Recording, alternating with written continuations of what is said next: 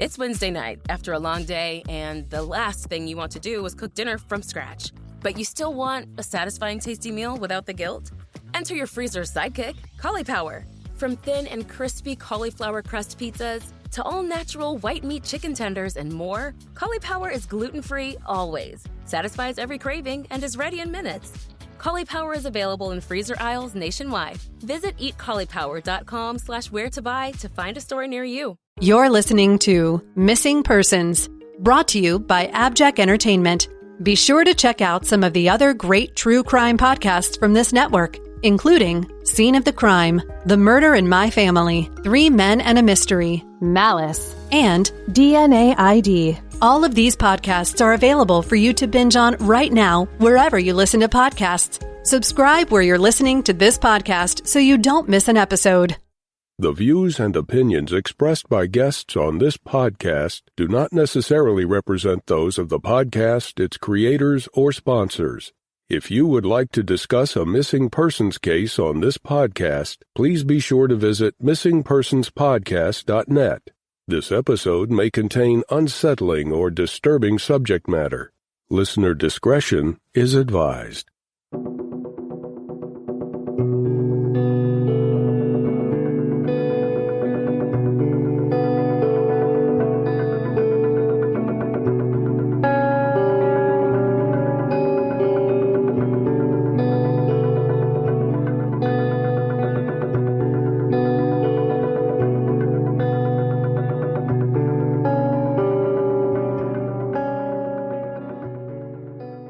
Welcome to Missing Persons, a podcast dedicated to spreading the word about people who have vanished under mysterious or unexplained circumstances and the family members who are looking for answers. I'm Jess Betancourt. And I'm Mike Morford. Together, we created this podcast to help give a voice to people who continue to look for their missing loved ones. In some cases, even after decades have gone by. In each episode, you'll hear from Jess giving listeners the backstory and the basic facts of the disappearance. Then Mike will speak with someone who is intimately connected to the missing person, and his guest will share their story with us. Please stay tuned at the conclusion of this episode to hear about our Patreon program and our commitment to help find people who have gone missing. We'll also share with you where you can find more information and how you can join our team and help our efforts. You'll get recommendations for other podcasts we think you'll enjoy, and more. So sit back and enjoy this episode, and who knows, maybe you can help us find someone who's missing. Sandra Crispo was born in Boston, Massachusetts on November 27, 1964. She grew up in the Boston suburb of Quincy with 4 brothers and sisters. Her mother died in the early 1990s. Sandra married Stephen Crispo, and the two went on to have a daughter, Lena McMahon, who is our guest today, and a son, Stephen. Stephen Sr. and Sandra divorced, but have an amicable relationship. Stephen Sr. has been cleared of any involvement in Sandra's disappearance. Sandra lived in Quincy her whole life, eventually moving into the Dabrowski family home, a large 4-bedroom that became too large for her after the death of her father in January 2018. She sold that house in early 2019 and in April of last year purchased a 600-square-foot newly renovated home on Spofford Avenue in quiet, tiny, low-crime Hanson, Massachusetts. Her new home was just a 7-minute drive from her daughter's home in a neighboring town. 54-year-old Sandra led a very simple life. She had no computer, no cell phone. She used a landline phone for calls and did not use social media at all. She was not dating anyone. Sandra helped Lena out, serving as a caretaker for her 3 young boys, while Lena worked her 12-hour shifts as a nurse at a busy Boston hospital. Sandra adored her grandsons and structured her days around her babysitting schedule. The only other constant companion in her life was her black lab, Clarence. Sandra's family last saw her on the afternoon of Wednesday, August 7, 2019. On that day, Sandra had taken care of the 3 boys as usual while Lena worked. Then Lena's husband came to pick the boys up, and he followed Sandra, driving her vehicle, to the nearby mechanic who was going to give her an estimate on repairs necessary to her car. This was a regular mechanic employed by the family. There, Sandra left her car along with her entire keychain, which included keys to her house. Lena's husband and the 3 boys then gave Sandra a ride back to her house on Spofford Avenue, after stopping at a Cumberland Farms so Sandra could pick up some cigarettes. Video surveillance of her at the store wearing a tank top, pink capri pants, and flip-flops and carrying a large bag is available online. After she returned to the truck, Lena's husband drove her home. She got out of the truck around 5 p.m. and they drove away. Since Sandra's keys were left at the mechanic, it isn't known whether she left the door to her home unlocked or if she had a spare set of keys. But it is evident that she entered the home because later, when her daughter went looking for her, all the lights were on, indicating that most likely Sandra had been home at night. When she was dropped off by Lena's husband, it was still broad daylight. Let's retrace Sandra's steps. She babysat Lena's kids all day on Wednesday. That afternoon, Sandra went to the mechanic and then back home. On Thursday, Lena called the house to tell her mom the bad news that the car needed a quite expensive repair job. But no one answered the phone. This was strange because, as we know, Sandra had no car. It is unlikely she would have walked anywhere since she didn't live in close proximity to any commercial areas. The closest Walmart is 2 miles away. Lena called repeatedly and started to get a very bad feeling. She checked in with Sandra's sister, who hadn't heard from her either. The next morning, Friday, Lena put the kids in the car to head over to her mom's, where they were scheduled to spend the day and Friday night. Earlier in the week, Sandra had gotten all ready for the boys. She had grocery shopped and cut up watermelon was all ready for them in the fridge. When Lena pulled into the driveway, she made the snap decision to tell the boys to stay in the car. Something was making her worry. She found the front door locked, but peering in could see all the lights in the house were on, and she knew that this was bad. She walked around the tiny yard to the back of the house. The back door was unlocked, which was unusual. Sandra's dog, Clarence, usually very hyper and inclined to jump up on people, sat on a recliner, uncharacteristically acting nervous. He had no food or water in his dishes. The air conditioning was on, and there was no sign of Sandra anywhere. The house looked completely undisturbed except that Sandra's shoes and purse were missing. Also, the bed she slept in was partially sagging as if the slats had fallen, as if someone had lifted up the mattress. Even more concerning, the fitted sheet to the bed was missing. On the dresser in the bedroom was a note from Sandra to herself, a reminder to buy Lena and her oldest grandson birthday presents. Lena called the Hanson PD and officers quickly began searching for Sandra Crispo. Over the ensuing days and weeks, police conducted multiple searches in Hanson and nearby towns, including in the wooded areas near Sandra's home.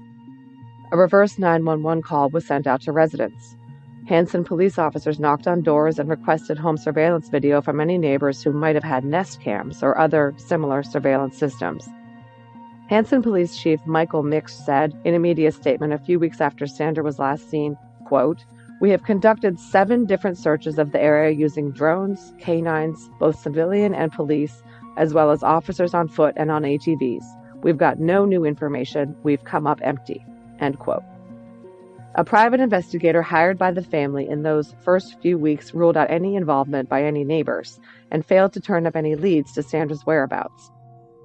Hanson PD followed up on tips that Sandra had been seen in Fall River, but those tips didn't pan out, and after visiting the area herself, scouring the town, the Tent City homeless encampment, and swamps surrounding the area, Lena believes that this sighting was a case of mistaken identity. The last outgoing call from Sandra's home phone was to Lena on Tuesday. The last incoming call was on Wednesday, while the grandkids were there, from a cousin Sandra was very close to. And there is no digital or electronic trail because of Sandra's disconnected life. Sandra had lived in Hanson for only 3 months. According to Lena, she was a homebody, with few friends and very close relationships with family members. She liked her neighbors and adored her grandkids. She had no health issues and no history of mental illness. She had never been involved in domestic violence. She would never leave her dog without food and water. Since she's been gone, there's been no movement on her bank accounts, and her purse containing her wallet and ID has never been located. Lena believes that something happened to Sandra on Wednesday evening, as the clothes she was wearing that day have not been located. There's no signs of a struggle. There's no signs she may have wanted to harm herself, Hanson Police Chief Michael Mix said. There's no anything. Sandra seems to have vanished into thin air. The 6-month anniversary of her disappearance came and went in February 2020 with no sign of Sandra. The Massachusetts State Police have taken over the investigation into the case of Sandra Crispo. They conducted a second search of Sandra's home 2 months after she vanished and submitted some additional materials for forensic testing. Sandra is described as a very thin 5'8" white woman with blue eyes, dark brown hair, and fairly common features. She was last seen wearing pink capri pants and a tank top. Mike Morford spoke with Sandra's daughter Lena for Missing Persons. It's Wednesday night after a long day, and the last thing you want to do is cook dinner from scratch. But you still want a satisfying, tasty meal without the guilt? Enter your freezer's sidekick, Cauliflower. From thin and crispy cauliflower crust pizzas to all-natural white meat chicken tenders and crowd-pleasing snacks, Cauliflower satisfies every craving. Cauliflower's products are your favorite comfort foods, but made better for you and gluten-free always. The best part? You don't have to sacrifice taste or time, so you can honor your cravings without compromising. Craving pizza? You can enjoy Cauliflower's delicious margarita pizza for only 370 calories for half the pizza. Looking for easy snacks that kids and adults alike will love? Cauliflower's baked, never fried pizza snacks are nostalgia reimagined and ready in 5 minutes. Cauliflower's products are available in freezer aisles nationwide. Visit eatcauliflower.com/where-to-buy to find a store near you. Let's be honest. Most of us have a love-hate relationship with wired bras. We love the lift, but hate the digging. We love the support, but hate feeling trapped. Well, Knix just changed everything with FreeFlex, a wired bra actually designed to work with your body, not against it.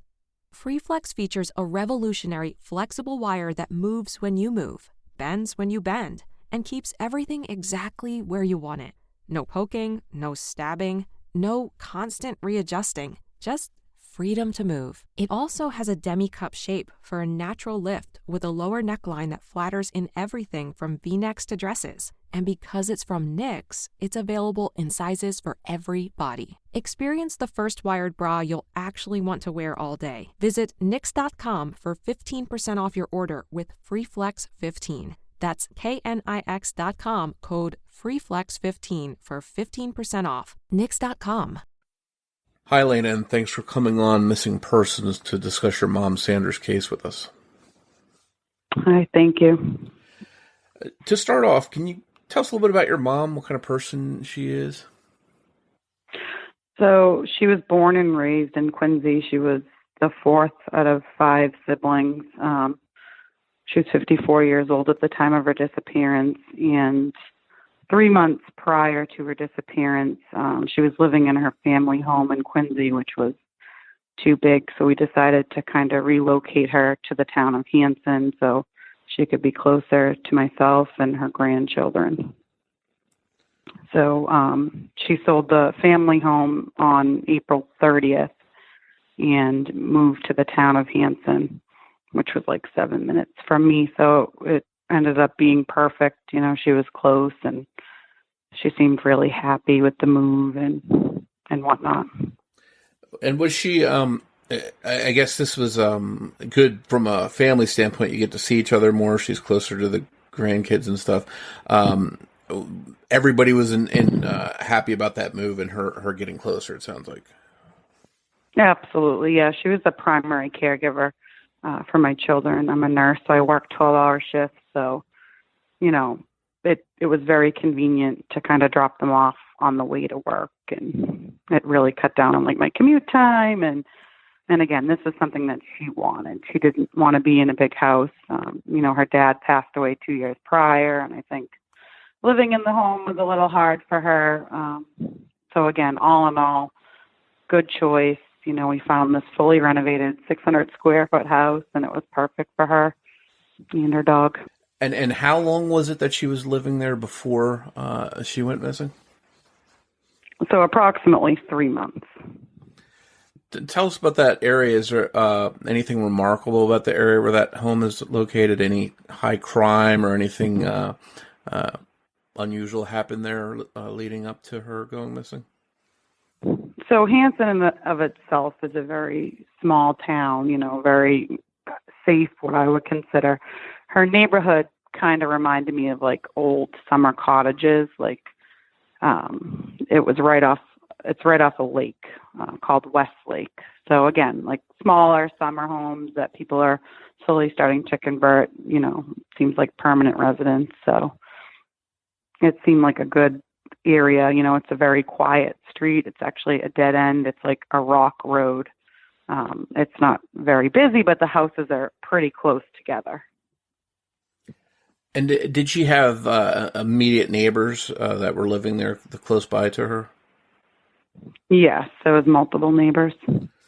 Had she met any of them or become friendly with any of them the time she was living there? Do you know? So she was a very quiet person. She kind of stuck to herself. She was a homebody. She didn't have a cell phone. She didn't have a computer. She was very happy with her landline. I do think, she had acquaintances in the neighborhood, but nothing significant or anything like that. So she wasn't the type to just pop over the neighbors and see what they're up to and have a conversation? No. She would occasionally walk her dog in the neighborhood or walk my children when she had them. But other than that, she kind of really just kept to herself. And were you, a lot of women especially, it seems like, are very close with their moms. Were you and your mom very close? Yeah. I mean, I feel like more recently during the last 3 months, we've probably been the closest we've ever been in our entire relationship. And, I kind of went my separate ways. I put myself through school. And then, when I had children, she started coming around more and, was more involved. And they were literally like the joy of her life, my 3 boys. And anytime you have grandparents, usually they're doting on their grandkids, and that was probably helping you out too by her watching them while you were working. You know who the person is that's watching your kids. I assume that was something that you were happy about as well. Totally, and she was really good with them. She would take them out in the yard. They all had kinds of like play structures. She would do arts and crafts. She was very like hands-on, and those boys were her life. Your mom's case is pretty unusual as far as the circumstances being odd, and that's puzzled your family and the police. Is that safe to say? Absolutely. And again, just considering how much of a homebody she truly was, it still boggles my mind to where she could be. If you could, take us back to that day when your mom went missing. How did that day unfold? Sure. So it was a Wednesday. It was August 7th, a typical day. Normally I work 11 to 11 in Boston. And, typically I would drop the children off around like 9:20, just so it would give me enough commute time to get into the city. And, it was a normal day. She opened the door. She has a dog that's a little bit of a flight risk. So she was kind of pulling him back, and, I essentially dropped the kids off, and then I go. I usually don't go in or anything. Went to work, normal day. Usually when my husband ends his work day, he goes, picks up the boys from my mom. This day we had prearranged her car. It needed a new exhaust. The winter before, the muffler got stuck in a snowbank, and it was a pretty loud car, so she wanted it fixed prior to winter and whatnot. So my husband arrived, again, nothing out of the ordinary, picked her up with the boys, dropped her to the mechanic shop. He did all the talking. She didn't even get out. He handed them the keys. And then she was a smoker, and she asked if he could stop at the Cumberland Farms before her house and get her a pack of cigarettes, because other than that, she didn't need anything. She, went food shopping, I guess, a couple of days prior, and he dropped her off. The boys said, "I love you, Granny." She said, "I love you guys." And we had plans to see her the next Friday, so 2 days later. So that Thursday, I was on the beach with my boys, and the mechanic had given me a call. He's right down the street from me. I'm very familiar with him, and he said, your mom needs a whole new exhaust system. It's a bigger job than expected. He gave me the price. I said, okay, I'll call her now and I'll let her know. So I called her. I want to say it was around noontime, and she didn't answer, which was very, out of the norm for her. Again, and I knew she didn't have a vehicle prior, so that was even more concerning to me. And I just remember being on the beach with my boys, and after I called her, she didn't answer. I instantly got like this sinking feeling in my stomach. Like I can still remember it to this day. Like it was such an unsettling feeling, and I don't know why I felt that way. And again, I called her a few more times throughout the evening and night, and I was laying in bed with my husband. I'm like, it was like 8:30. I'm like, do you think I should go over and check on her? And he goes, no, like, we'll see her tomorrow. Like, she's expected to watch the boys. You know, who knows? Maybe she went out with a neighbor or something. I'm like, all right. But I didn't feel good about that night not going. And then the next morning was a Friday. I called her that morning prior to going to work. She didn't answer. And again, I just went there early knowing that she wasn't going to be there. I just had a bad feeling. So I pulled in her driveway, and I normally tell all the boys, unbuckle. And I didn't even say that this time because I just felt like something was very wrong. And her front door was locked. And I remember standing on my tippy toes, and I peeked in the window, and I saw that all the lights were on. And I just said, oh, no, like all the lights are on. Why are the lights on? So I went to the back door expecting it to be locked. She was she had curtains in her room. She always locked the doors. And the back door was unlocked, which was also alarming. So I walked in. All the lights were on. The air conditioner was running. And again, her dog, it's like a lab pound mix. Normally he's very flighty. He's all over the place when you walk in. And that particular morning he was in the recliner chair, and he just seemed like frightened. He was like coddled in the recliner. And that was very, unusual. I looked quickly. I saw that I didn't have any food or water. I looked in my mom's room. And then I left. I didn't even think to feed him because, again, I was so focused on, going to work that day that now what am I going to do? Where is she? So I ended up dropping them off with a family member, went into work, and I just said to one of my coworkers, I have a really bad feeling. And then, that afternoon, I still told my husband, I'm like, she's still not answering. So that's when he went to the Hanson Police Department and filed a missing person report. So when you entered the house, you're walking around. It sounds like you wanted to get out of there pretty quickly because you had to go to work. Did you see anything that caught your eye? Anything unusual? Stuff laying on the floor? Any signs of a struggle? Anything like that? Not initially, no. So it just seemed as if she maybe, went out and was coming back any minute almost, but in your gut you felt that wasn't right. The case. Yeah. But with the lights on and it was daylight, I knew it had to have been, I knew she didn't answer all day that Thursday, so I knew it had to have been from that Wednesday, because Thursday afternoon and evening I tried to contact her all day, and then Friday I show up and the lights are still on, so that makes me believe that something happened that Wednesday night. So your husband goes to the police. He starts a missing persons report. Did they give you any kind of hard time? She's an adult. She can be missing so long. It's up to her. Did any of that happen, or did they take it seriously right away? I feel like once my husband and I convinced that this is not normal. Like, she is a homebody. She doesn't leave. They definitely, took it pretty serious. I guess they made her like a tier 1, which is essentially like when a child goes missing. So they put it on high alert. Had your mom ever gone missing before, taken off for a day, gone out with friends, any of that stuff at all? No. She would occasionally sleep at her cousin's house, but no.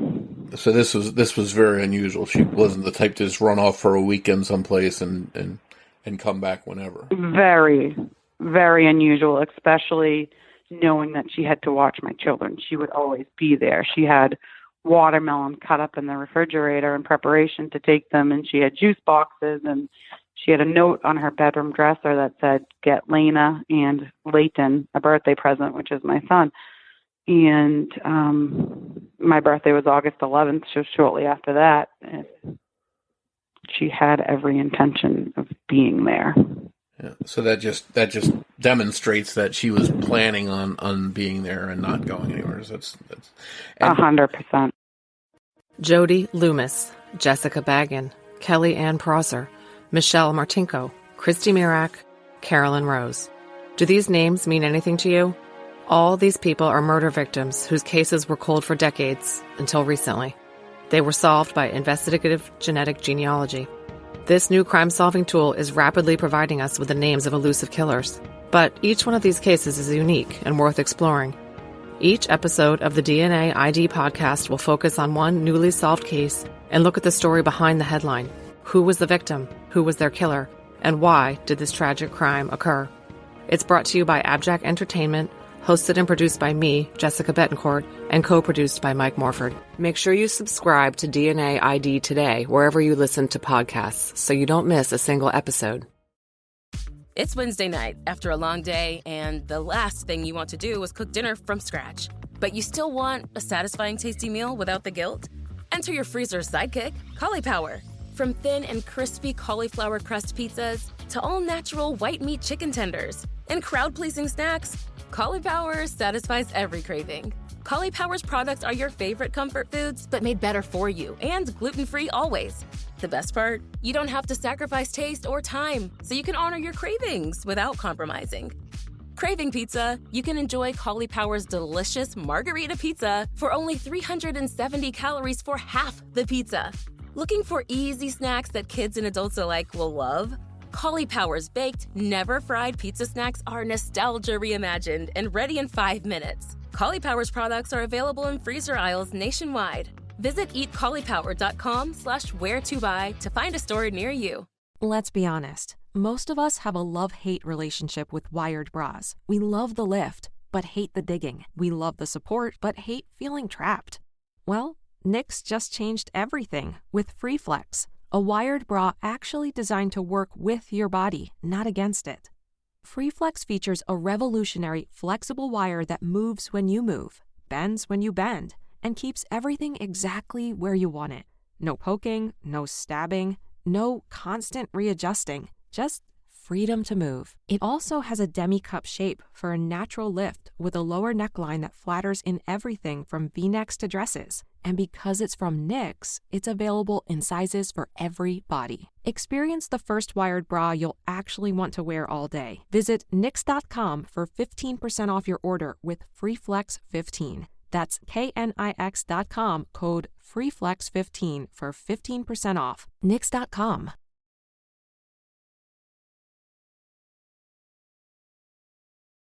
Yeah. And when the police start investigating, do they go in the house and look around? Yep, they did. They went in the house. They looked around. They conducted 7 initial searches within her general neighborhood using canine and drone, and they went into neighbors' houses with the dogs. They were very thorough. Again, there's a lot of wooded area. They have the 2 lakes right by our home, and there's a lot of cranberry bogs. So the area to search was pretty vast, but they did extend, quite a ways. They went to an airport down the street, and they were pretty thorough with that, initial searching. And essentially they find nothing, none of her clothing, none of her belongings, nothing that they can prove was your mom's out and about. No, her clothing that she had on that Wednesday, we could not find in the house. And also her purse and her sneakers were gone. So it was essentially she left on her own accord. But did she leave willingly? Did she leave unwillingly? Did she not even get the chance to leave? I don't know. It kills me to think about it, but I just run these scenarios through my head every day. The what ifs, the whys.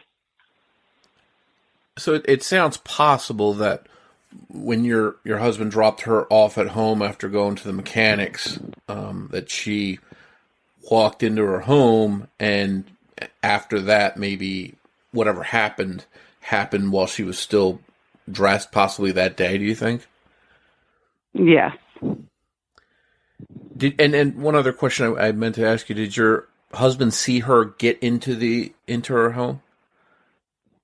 No, I don't believe so. Again, she lives on such a small road, and it was broad daylight. I think it was 5-ish around in August, evening, which is still pretty light in New England at that time. And he kind of pulled in the driveway because the street is so narrow. That's the only way to get out. And she got out on the passenger side, and he didn't physically see her get into the house, but judging that the air conditioner was on and the lights were on, I assume that she definitely entered the house safely.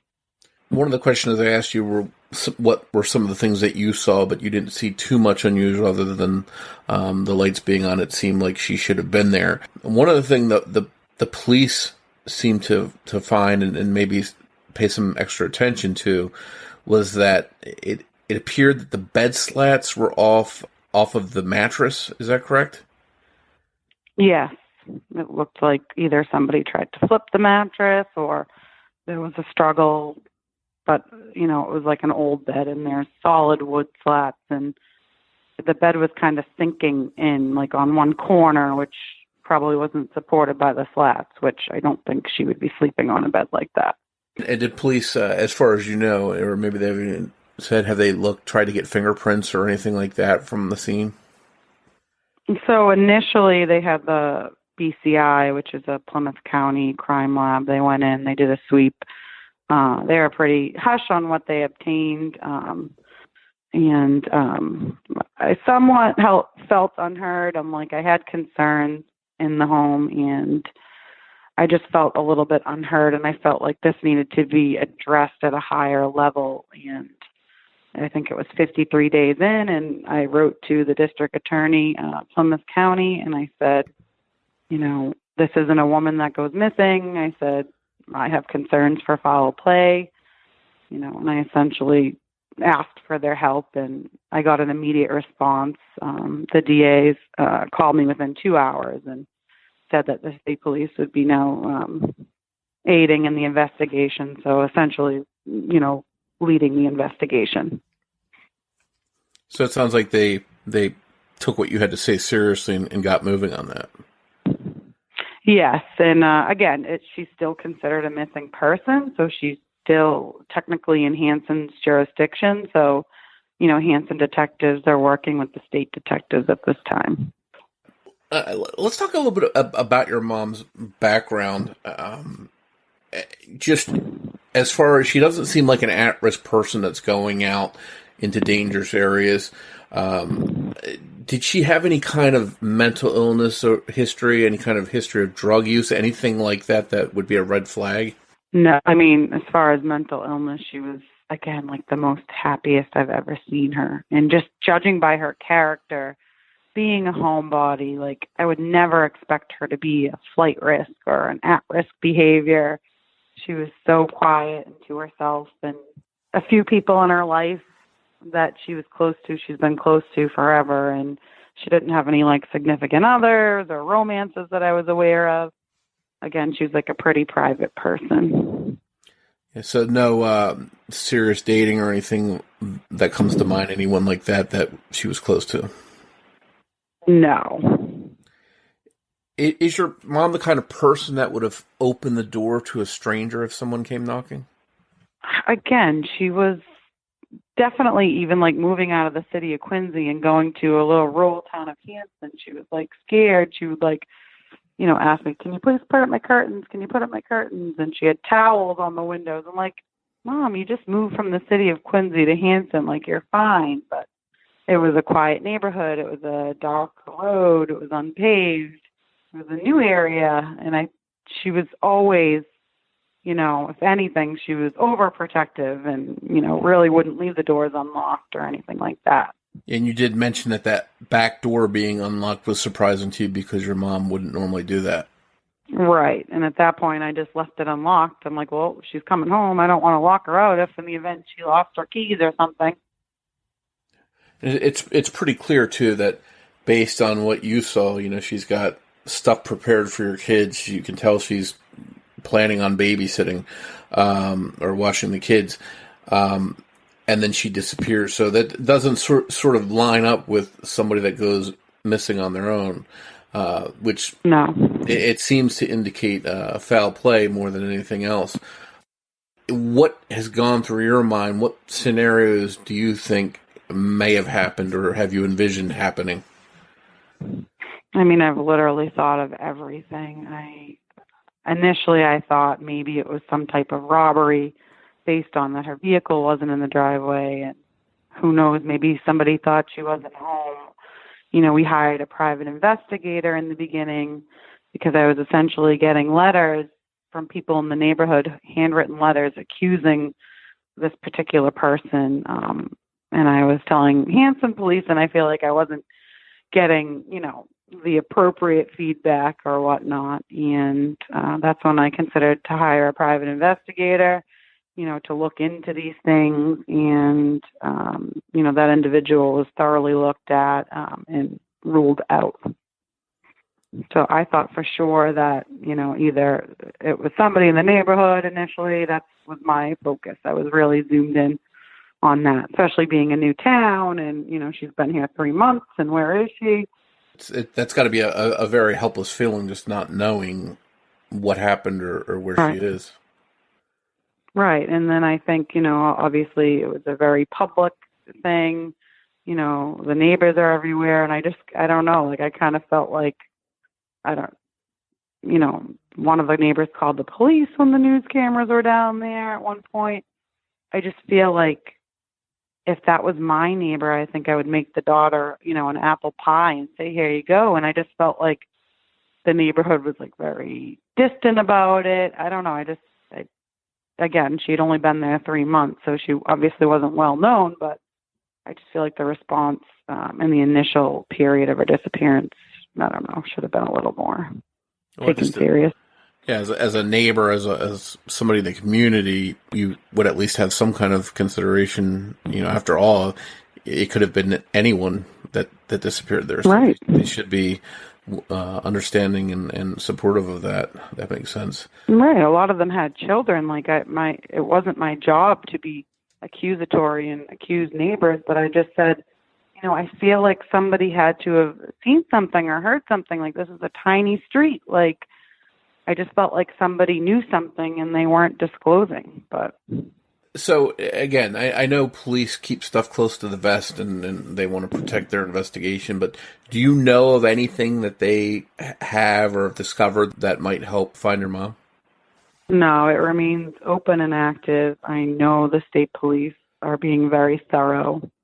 I know they're working every day, and I actually have complete confidence in them that this hopefully will not go cold. I feel like, they're motivated to get answers, and at, no point did I ever feel like they didn't take it serious. Day 2, I told the Hanson detective, I looked at him when I was searching. That's another thing. In the initial 3 months, I was out every single day, and I was searching the streets of her neighborhood, and I looked at him and I said, you are looking for a body.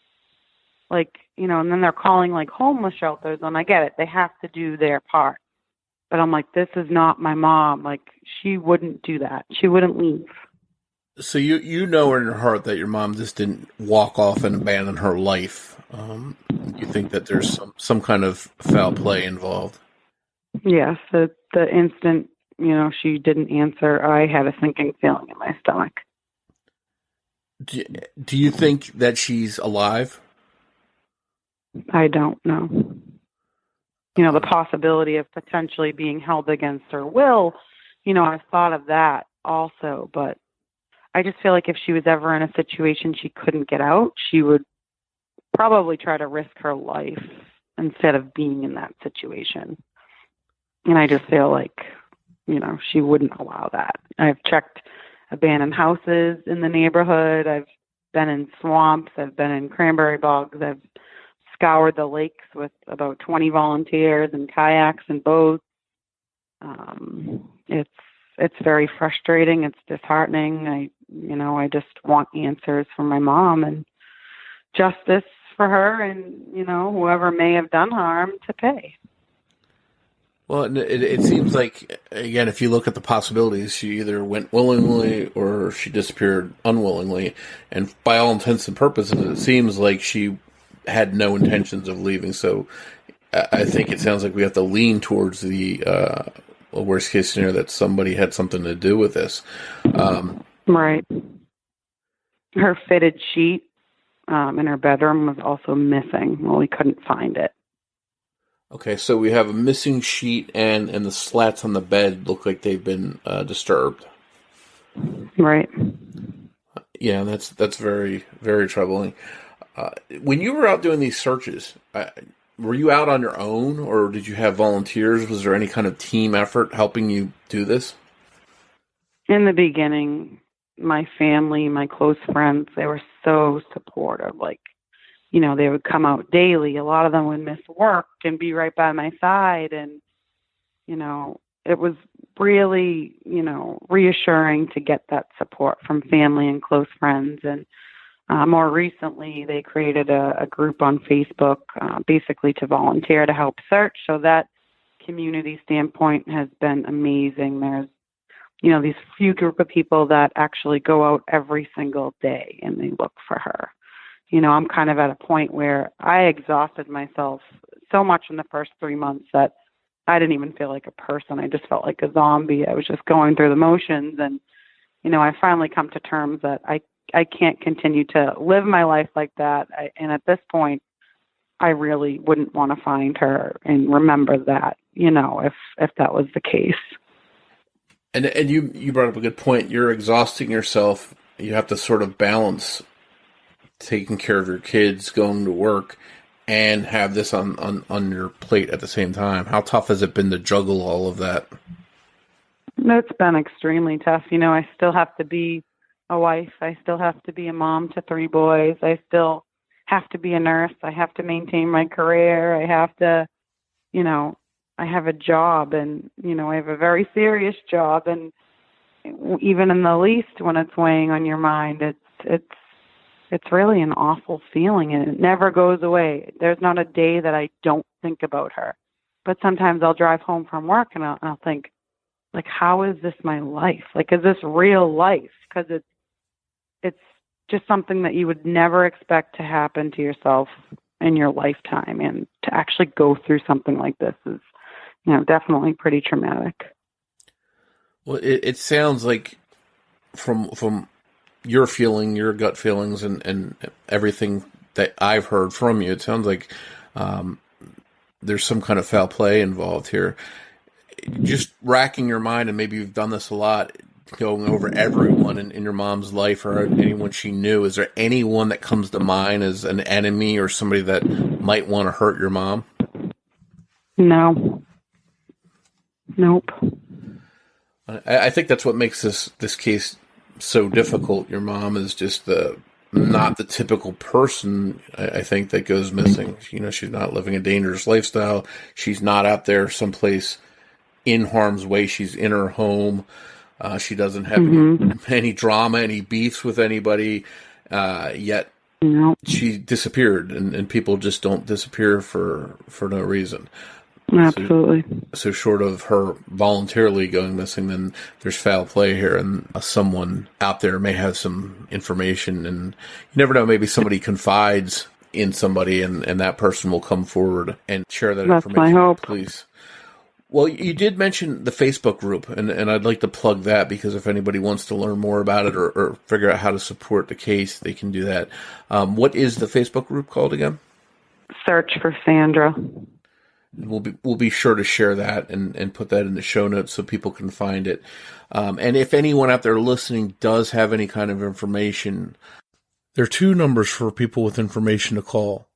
The Hanson Police Department at 781-293-4625, or the Massachusetts State Police at 508-894-2600.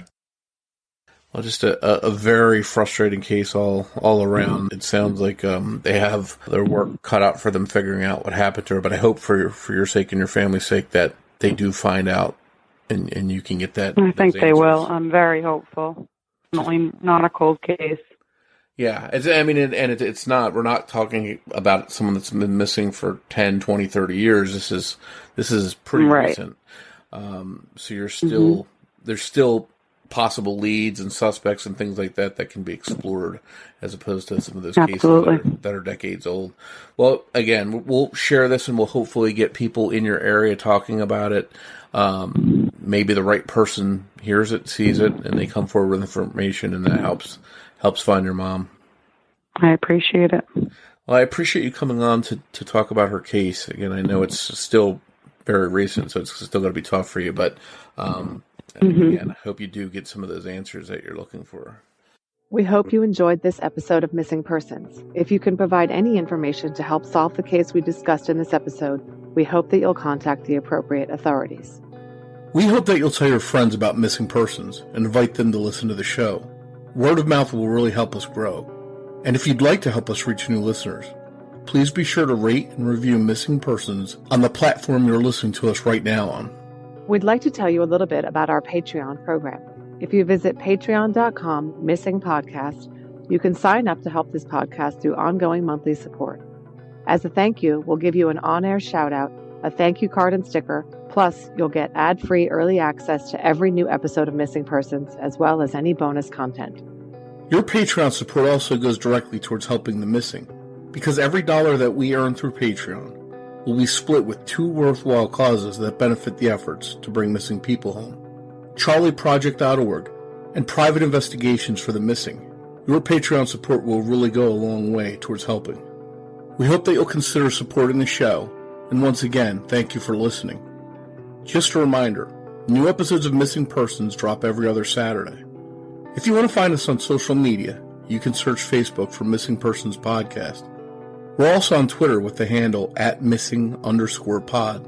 And of course, you can always find us on our website, missingpersonspodcast.net. As we wrap up, be sure to give a listen to this preview of a podcast I really think you'll enjoy. It's called The Trail Went Cold, a great podcast hosted by Robin Warder. And on behalf of Jess Betancourt, this is Mike Morford saying thanks, and we'll see you next time on Missing Persons. Missing Persons is produced under the name AbJack Entertainment by Mike Morford and Jessica Betancourt. It's hosted by Mike Morford and Jessica Betancourt, with writing and research by Jessica Betancourt and editing by Mike Morford. Be sure to listen every other Saturday for an all-new episode of Missing Persons. Hello everyone, this is Robin Warder, host of the true crime podcast, The Trail Went Cold. If you grew up watching the classic television show Unsolved Mysteries, then this is the podcast for you. Each week, I profile a new unsolved murder or missing persons case and share all the baffling details. Afterward, I provide my own personal analysis and theories about what might have happened. This is a show for true crime buffs who are fascinated by cold cases and love to discuss them and pick them apart in an attempt to figure out the truth. So be sure to check out our podcast to learn about some truly bizarre unsolved mysteries where the trail went cold.